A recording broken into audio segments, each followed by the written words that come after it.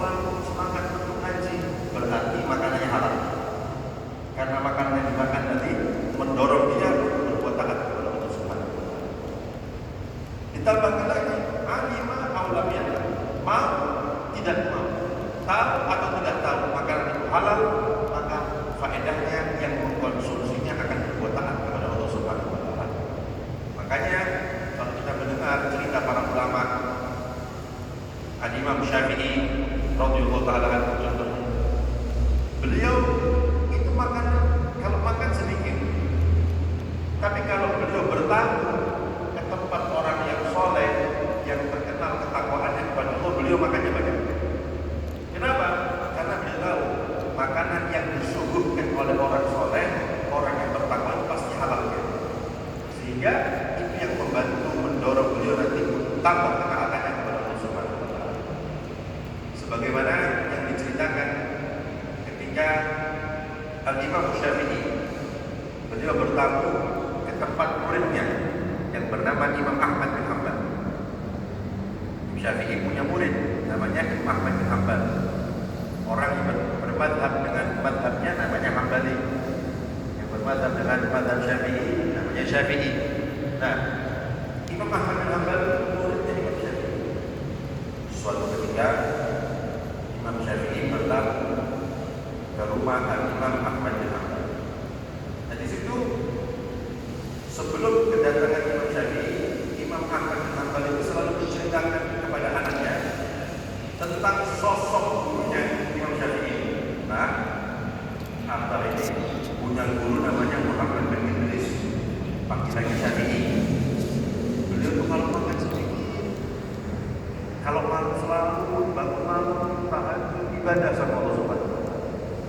Itu yang selalu diceritakan Imam Ahmad bin Hanbal kepada anaknya.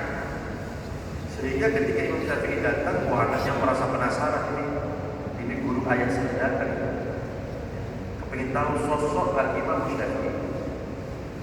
Nah, subhanallah, ketika sampai di rumah disuguhkan makanan-makanan, karena memang man kana yu'minu billahi wal yawmil akhir falyukrim dhaifahu, kata Rasul. Barang siapa yang beriman kepada Allah, beriman kepada hari akhir, maka hendaknya menghormati tamunya. Harus dijamu tamu itu, apalagi tamu luar kota. Tanda orang yang beriman itu menjamu tamu. Itu kata Nabi Muhammad SAW. Nah, ketika dijamu oleh Imam Ahmad bin Hanbal, ketika itu Imam Syafi'i makannya banyak.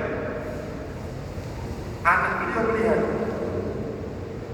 katanya sedikit kalau makannya, kita ngapain?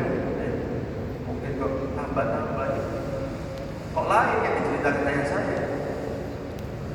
Satu. Kemudian setelah makan, makan malam. Setelah makan, gak lama kemudian Imam Syafi'i masuk ke kamar yang sudah disiapkan.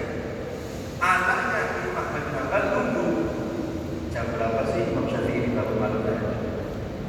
Ternyata kok tidak keluar-keluar sampai azan subuh. Tahajudnya kapan? Katanya setiap malam selalu bangun malam, ibadahnya kuat semua.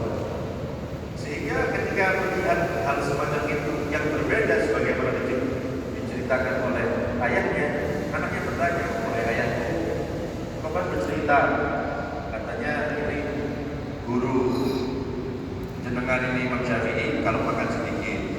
Kemarin kita saksikan makannya banyak. Kemudian kalau malam selalu bangun malam, tidak pernah tidur malam kecuali sedikit. Saya tuh kemarin tidak keluar dari kamarnya kecuali ada coba.